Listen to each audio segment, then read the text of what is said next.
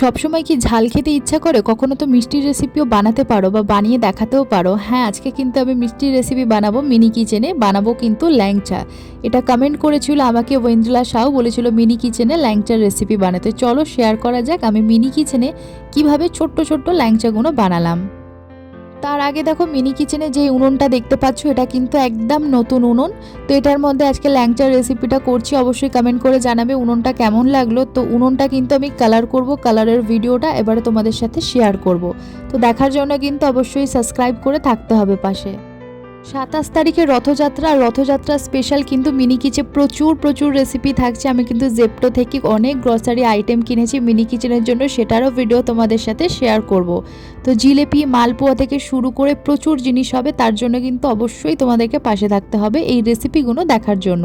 তো চলো ল্যাংচাটা কেমন হয়েছে কিন্তু জানিও।